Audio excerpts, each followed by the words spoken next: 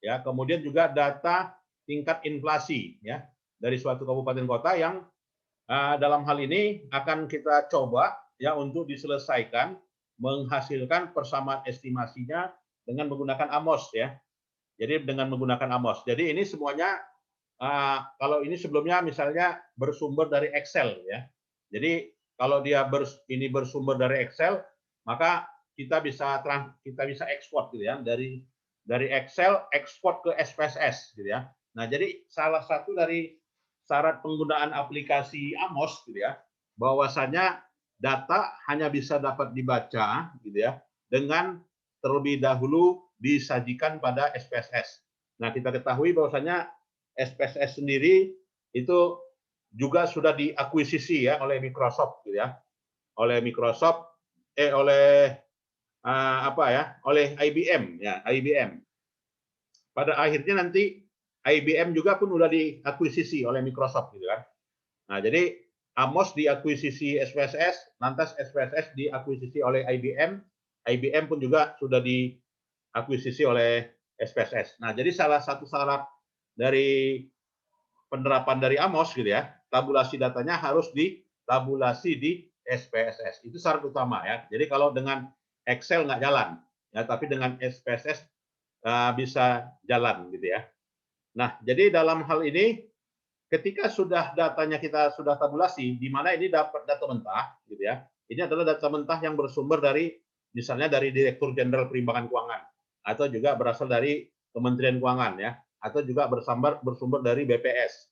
Nah, jadi ini harus di logaritma natural dulu. Tujuannya apa logaritma natural ya agar ya bisa dibaca gitu ya, bisa sama ya. Karena dalam hal ini terlalu banyak outlier ya antara misalkan data jumlah penduduk dengan data BPHTB gitu ya. Jumlah penduduk dalam bentuk orang, ya BPHTB dalam bentuk RP ya terlalu tinggi data outliernya. Maka dalam hal ini perlunya kita logaritma naturalkan ya. Jadi harus di LN kan. Jadi seluruh variabel itu di LN kan. LN BPHTB, LN PBB, LN luas wilayah gitu ya. LN penduduk, LN BPRTB dan sebagainya. Nah, sesudah ini sesudah dilogaritmakan, maka kita buka dulu program kita buka dulu program AMOS-nya ya, yang sudah terinstall di komputer masing-masing. Nah, jadi kita buka bahwasanya program tersebut itu add-in ya pada IBM Statistik ya. Nah, di IBM Statistik ya add-in, lantas kita buka dari menu file manager ya. Kita buka menu dari file Amos Graphic. Nah, itu ya. Jadi Amos Graphic kita buka ya. Kita klik. Nah, jadi loading dia, sedang loading. Ya, untuk kasus-kasus kontemporer nanti boleh diversifikasi alatnya kita menggunakan Amos ya sebagai alternatif pendekatan SEM basis PLS, SEM kovarian basis SEM ya, SEM basis kovarian. Nah, jadi dalam hal ini inilah menu tampilan utama dari ini mungkin belum terlihat ya. Inilah tampilan menu dari menu Amos ya Bapak Ibu. Jadi dari menu Amos di sini maka kita harus dulu tampilkan datanya gitu ya. Bagaimana cara menyajikan data gitu ya. Ya, cara menyajikan data harus melalui list ya. Harus melalui file. Gitu ya. Ya, file ya, pilih file lalu pilih data file ya. Ini langkah pertama. Pilih data file, selanjutnya pilih file name. Ya, pilihlah file name, nama file. Nama filenya apa? Ya, nama filenya kita pilih. Ya, kita klik file name. Nah, lantas ke directory. Nah, dari directory kita ambil datanya. Ya, misalkan tadi data Amos gitu ya. Nah, data Amos oke. Ya, jadi sudah masuk ya di data file Amos. Ya, setelah itu oke, Bapak Ibu ya. Nah, setelah itu bagaimana caranya kita melihat datanya sudah terconvert gitu ya. Maka kita lihat ini. Nah, inilah dia di list file ya pada list menu ya list variable list, ya, itu semuanya tersaji ya datanya ini. Nah, nantinya kita gunakan data yang logaritmanya ya, Bapak Ibu. Nah, selanjutnya tahapan berikutnya adalah tahapan pemodelan. Nah, jadi kita langkah sederhana aja gitu ya, bagaimana menyelesaikannya secara sederhana. Nah, pada pemodelan ini gitu ya, kita cari dulu gitu ya, apakah dia dalam bentuk observed variable atau juga dalam bentuk unobserved variable. Nah, jadi ada pilihan ada dua. Nah, karena ini adalah data sekunder gitu ya, maka kita pilih yang sifatnya apa ya, observed variable. Oke ya, klik observed variable lalu pindahkan ke layar. Ya, ini dia. Satu. Oke ya. Kemudian dua. Nah, kalau misalkan sudah tercipta satu, kita copy aja ya. Klik tanda fotokopi, ya pindahkan. Nah, ini. Pindah lagi. Nah, ya. Tanda fotokopi aja pilih. Ya, tanda fotokopi pilih. Ya. Oke, selanjutnya ini. Nah, lantas kita ada variabel ponderasi atau pemediasi lagi nih ya. Oke. Nah, jika sudah, maka escape ya. Maka kita masukkan data. Ya, mana yang Y? Misalnya BPHTB di Y gitu ya. Maka X1-nya adalah PBB. Gitu ya. X2-nya luas wilayah misalnya. X3-nya jumlah penduduk. Ya. X4-nya inflasi. Misalnya ya. X5-nya PDRB atau Z ya, PDRB. Nah, jadi di sini sudah membentuk yang namanya variable ya, variable karena kita menggunakan data sekunder ya, makanya unobserved variable tidak kita gunakan. Nah, selanjutnya kita buat masing-masing error term-nya. Nah, masing-masing dari variable dibuat error term-nya sebagai berikut ya. Tinggal klik seperti ini ya. Oke, tinggal klik lagi seperti ini. Oke ya, tinggal klik lagi seperti ini. Ya, tinggal klik lagi seperti ini. Tinggal klik lagi seperti ini. Atau ke sini, atau ke sini, atau ke atas ya. Boleh. Mau yang mana yang bagus? Ya, misalnya ini ya. Selanjutnya nih. Nah, baru kita tarik garis. Nah, jadi garisnya bukan tanda mata panah yang dua ya, tapi tanda panah yang satu, menunjukkan hubungannya adalah hubungan satu arah, gitu ya. Kenapa hubungan satu arah? Ya, PBB berpengaruh terhadap BPHTB, gitu ya. Satu arah ya. Bukan BPHTB mempengaruhi PBB, ya, tetapi BPHTB berpengaruh terhadap BPHTB, misalnya secara teori, gitu ya. Berikutnya, ya, luas wilayah terhadap BPHTB semakin tinggi, semakin bagus besar luas wilayah, maka perolehan BPHTB, biaya perolehan hak tanah atas bangunan dari suatu kabupaten kota semakin besar, gitu ya. Begitu juga jumlah penduduk, makin besar jumlah penduduk maka BPHTB yang didapatkan besar, gitu ya. Tingkat inflasi, makin tinggi tingkat inflasi suatu daerah, maka hubungannya hubungan negatif, ya, karena inflasi rendah, BPHTB tinggi, gitu kan? Inflasi tinggi, BPHTB rendah, itu kan teorinya, gitu ya, hubungannya. Nah, begitu juga PDRB, pertumbuhan juga, semakin tinggi pertumbuhan ekonomi, maka semakin tinggi perolehan BPHTB kabupaten kota yang ada di Indonesia, misalnya ya. Nah ini, lantas gitu juga kita hubungkan karena dia menggunakan intervening atau moderating ya, intervening lah ya kita katakan.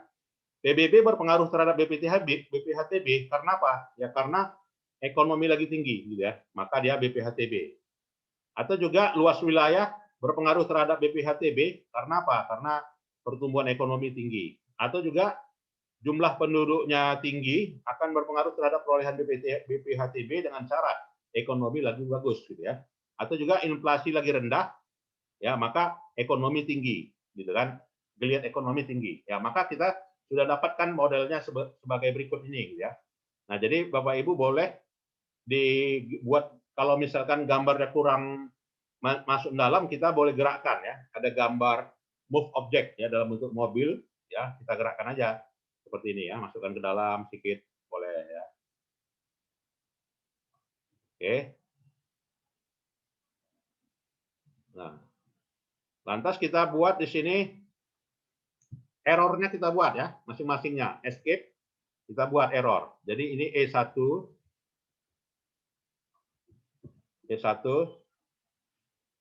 ini E2. Mudah-mudahan aplikasinya jalan ya. Karena udah lama ini saya belum update ya. E3.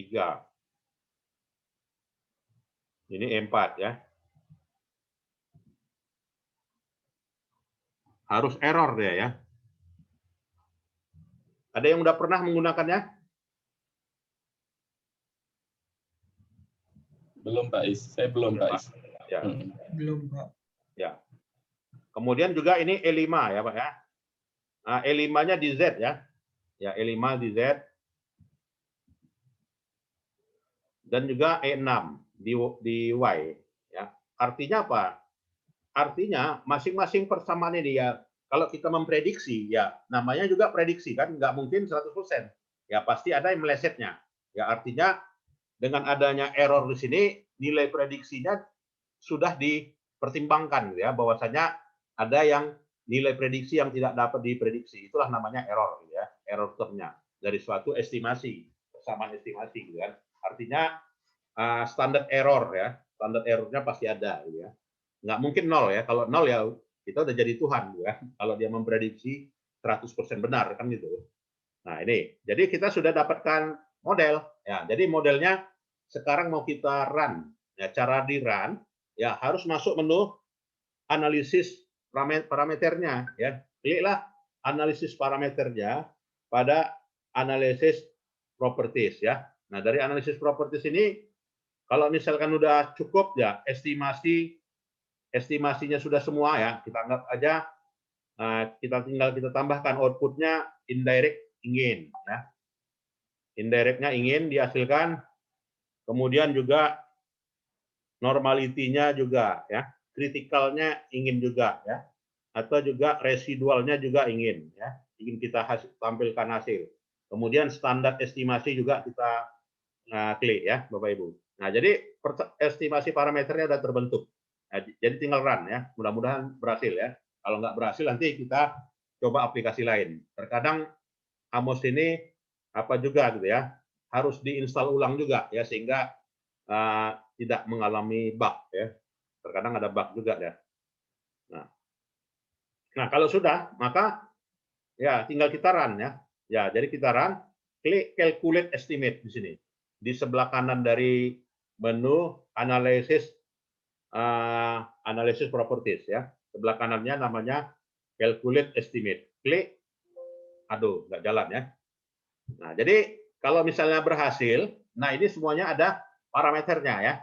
Ada parameternya. Ya kebetulan ini mungkin sudah 3 tahun nggak saya update gitu ya. Kalau saya update mungkin jalan ya Bapak Ibu ya. Nah, jadi boleh juga difixkan modelnya, ya mungkin bisa jalan gitu ya. Diapakan ya, inilah kelemahan Amos ya. Terkadang dia berhasil, terkadang tidak berhasil ya dalam apanya. Nah, coba kita fitkan dulu ya. Jadi bagaimana fitnya ya ini mungkin kan difitkan dulu.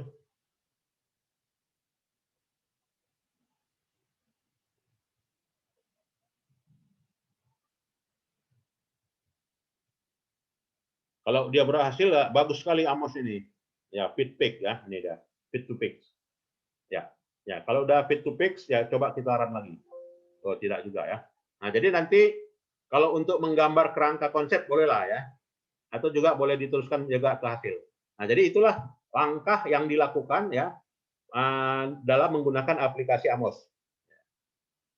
Mungkin sampai di sini ada yang mau didiskusikan, silakan. Izin bertanya Pak Is. Ya, silakan Bu. Kalau untuk menggunakan Amos ini minimal data yang dipakai berapa ya Pak Is? Apa perbedaan dengan data sekunder atau dengan data primer? Ya, jadi kalau Amos ini Bu, dia minimal 200. Nah itu ya, 200 observasi. Jadi bukan sampel ya, tapi 200 observasi. Jadi kalau misalnya sampelnya 1 tahun ada 20 perusahaan, berarti kan 20 kali 5, berarti kali 10, ya berarti 200 gitu kan. 5 perusahaan dalam 1 tahun misalnya, berarti kita butuh butuh berapa observasi? Kalau 5 perusahaan. Ya, kalau 5 perusahaan berarti butuh 100 apa ya? 40 tahun ya. Kalau 5 perusahaan berarti kita butuh datanya 40 tahun. Nah, itu. Tapi kalau misalnya kita observasi adalah perusahaan manufaktur, ya makin datanya ribuan ini jalan ini. Ya artinya tidak mengalami bug ya. Ini kelemahan dari Amos. Artinya saya kebetulan pakai datanya pas-pasan ini 200 gitu kan. Pada data BPHTB kabupaten kota yang ada di Sumatera Utara gitu kan 200 jumlahnya. Ya jadi kebetulan ya nggak jalan ya. Tapi kalau misalnya ribuan, bagus sekali Amos ini. Jadi saya recommended lah kalau menggunakan Amos untuk data sekunder ya. Itu dia. Nah kalau sudah, maka ini kita coba kita tes di Watt PLS ya.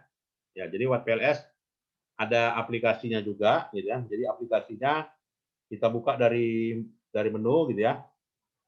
Kita buka dari menu dengan yang sudah terinstall ya. Dan terinstall di sini pengertiannya adalah berbayar ya, Bapak Ibu ya. Jadi kalau di apa ya di Amos ini juga banyak ya diperjualbelikan apanya ya kalau langsung kita berkunjung ke Amos sekarang serialnya per tahun gitu ya. Jadi 1 tahun itu $250 kalau nggak salah ya langganan. Nah sama juga kalau Smart PLS seperti ini ya, kita langganannya bisa kita langsung beli online ya, jadi nggak perlu lagi pakai CD harus di dalam paket gitu ya.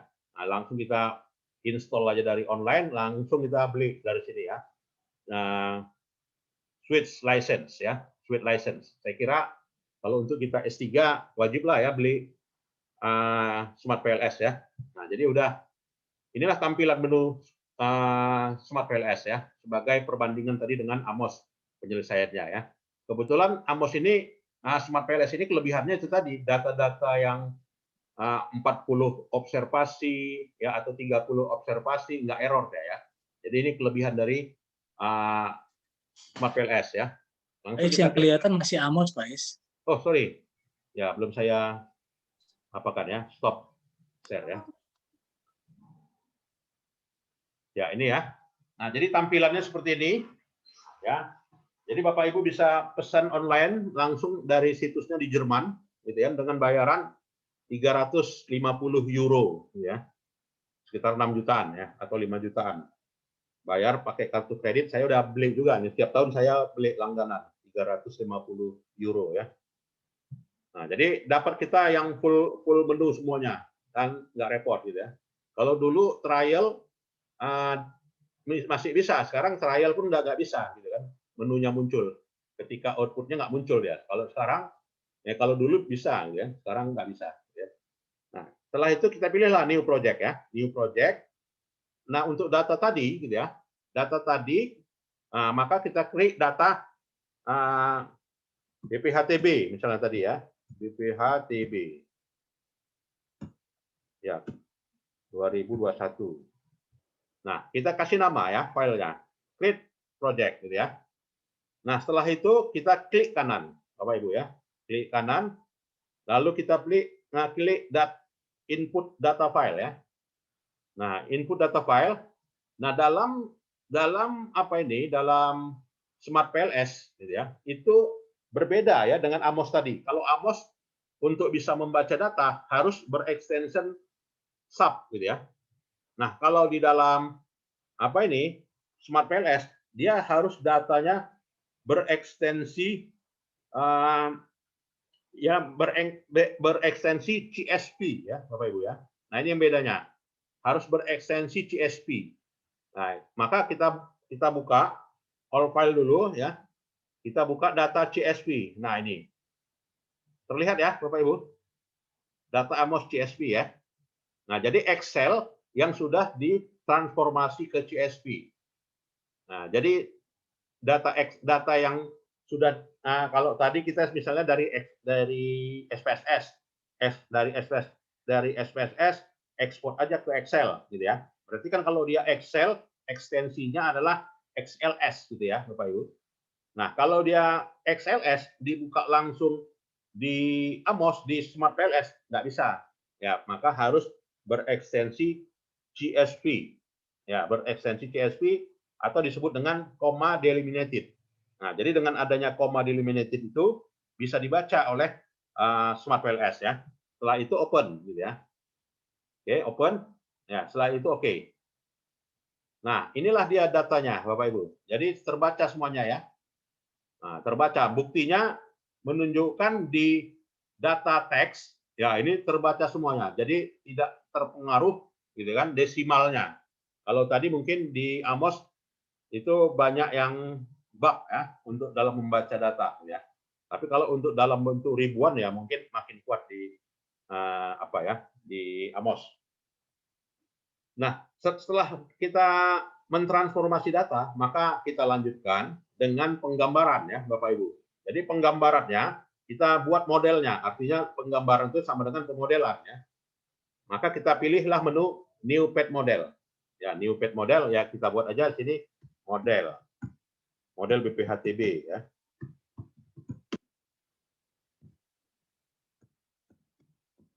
Ya. Oke. Selanjutnya oke. Nah, jadi kita udah ada lembaran untuk kita menggambar seperti yang model ditampilkan dalam Amos tadi gitu ya. Amos tadi gimana? Nah, Amos tadi kan dia dalam bentuknya rectangle semuanya kan. Nah, kalau di dalam Smart PLS untuk data sekunder ya sama juga ya, rectangle juga Bapak Ibu ya. Rectangle apa ya bentuknya apa ini kalau dia bulat seperti ini? Bukan rectangle namanya. Ellipse ya Pak Is. Ya, ellipse ya. Betul, ellipse. Nah, setelah itu jadi seperti ini kita apa gitu ya?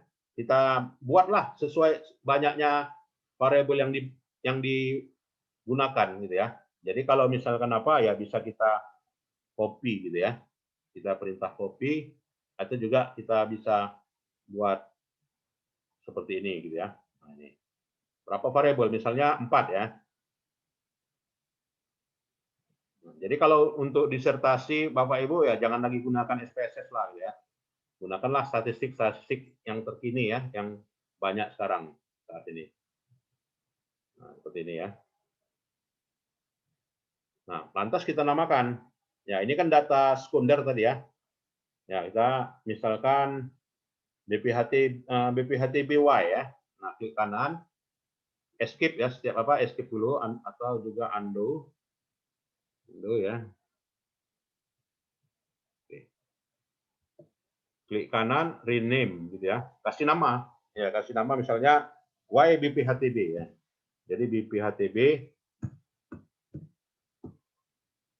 underscore Y ya. Oke. Ya. Selanjutnya X1. X1 adalah PBB tadi ya. PBB. Nah, ini. X2. LW, luas wilayah. Ya.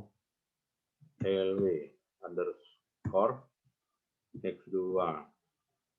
Ya, kemudian X3 penduduk.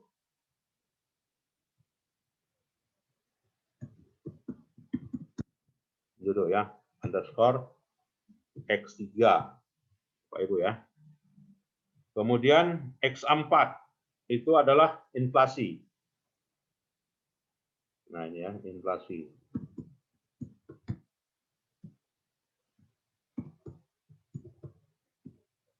Underscore X4. Nah, jadi udah dapat data seperti ini. Nah, selanjutnya apanya ini ya, moderasinya PDRB ya. Oke, PDRB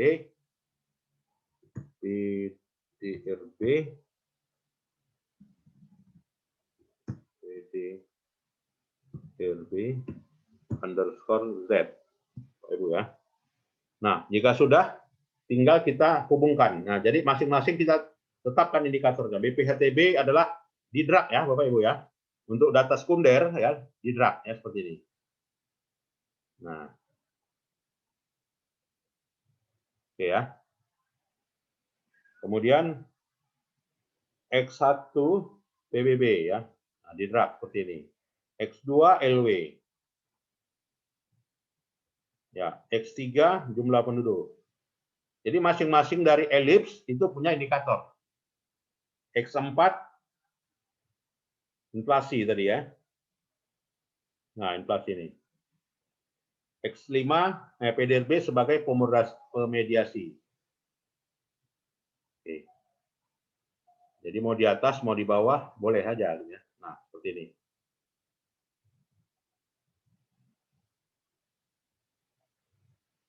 Tapi yang sekarang lagi populer di dunia ya Smart PLS ya, Bapak Ibu.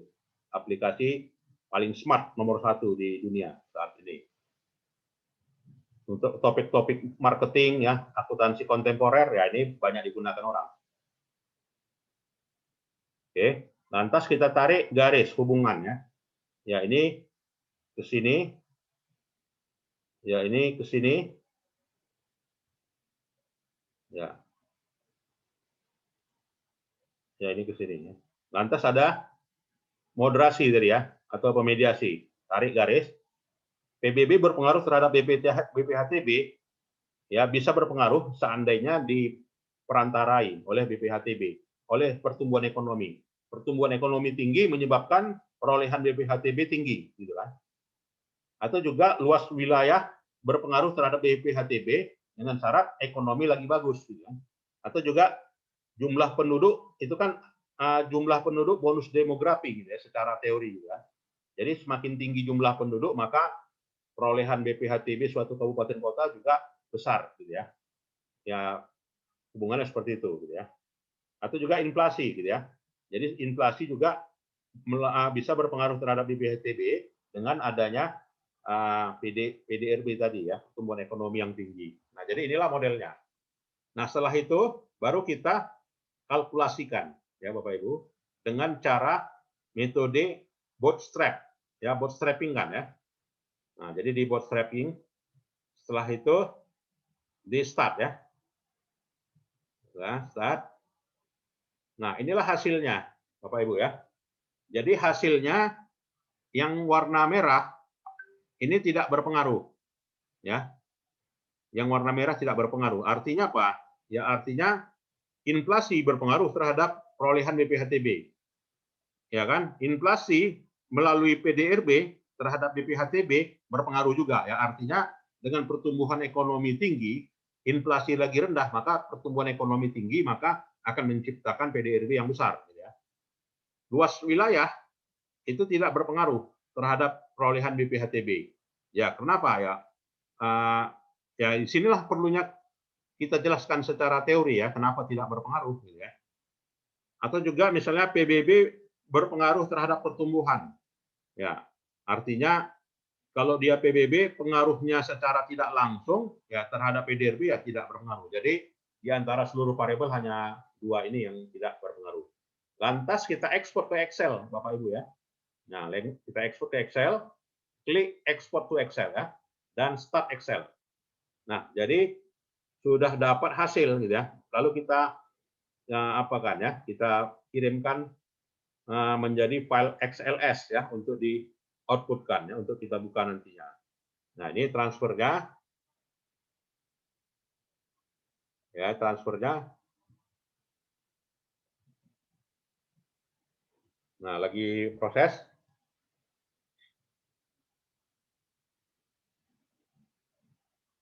Nah, ini Excel-nya ya. Tapi sebelumnya ya mungkin masih dari menu apa tadi. Nah, ini kita lihat Excel-nya ya. Inilah tampilannya Bapak Ibu. Jadi Smart PLS report gitu ya. Lengkapnya. Nah, inilah dia signifikansinya tadi ya. Jadi signifikansinya dari proses pesampelan ya. Proses resampling gitu ya. Nah, ini. Nah, ini tadi ya. Ini tidak berpengaruh, ini tidak berpengaruh ya. 2. Ya, kita buat tanda hitam atau merah ya. Ini tidak berpengaruh. Juga ini tidak berpengaruh. Yang lainnya berpengaruh. Nah, itu. Nah, dapat ya. mau berikutnya kita lihat pengaruhnya langsung, ya bisa total efek ya, bagaimana total pengaruh langsungnya di sini. Atau juga misalnya dalam bentuk chart, ya bagaimana pengaruh inflasi terhadap BPHTB gitu ya, Bapak Ibu. Itu pengaruhnya ya digambarkan secara chart seperti ini ya. Nah, jadi untuk disertasi ya lumayan ya tampilan visualnya ya. Jadi dalam ring mana ya koefisien pengaruh dari inflasi terhadap PDRB ya bisa kita lihat dari tanda warna merahnya gitu ya. Dan juga model yang dihasilkan ya akan tersaji sebagai berikut gitu ya. Jadi model yang disajikan kita lihat Bapak Ibu ya sebagai berikut. Nah, inilah modelnya. Nah, jadi modelnya udah dapat, lantas bisa kita konversikan ya ke dalam JPG. Nah, nanti untuk di copy pastekan di disertasi ya, langsung di export to image ya. Export to image ya model. Ya, kita kasih nama. Oke ya. Nah, inilah modelnya, Bapak Ibu.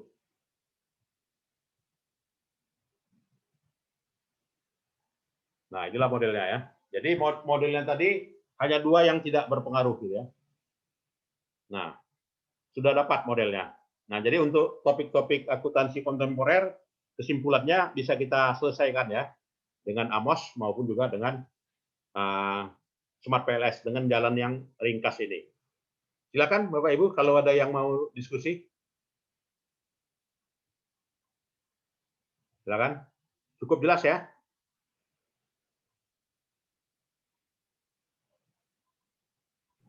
Ya. Cukup jelas sih, Pak Is. Ya, cukup jelas ya. Baiklah.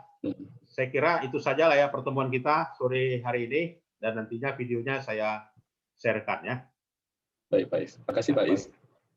Baik, Bapak Ibu sekalian boleh meninggalkan ruangan. Terima kasih. Selamat Terima kasih, sore. Pak Is. Terima kasih, Pak Is. Waalaikumsalam. Waalaikumsalam warahmatullahi wabarakatuh.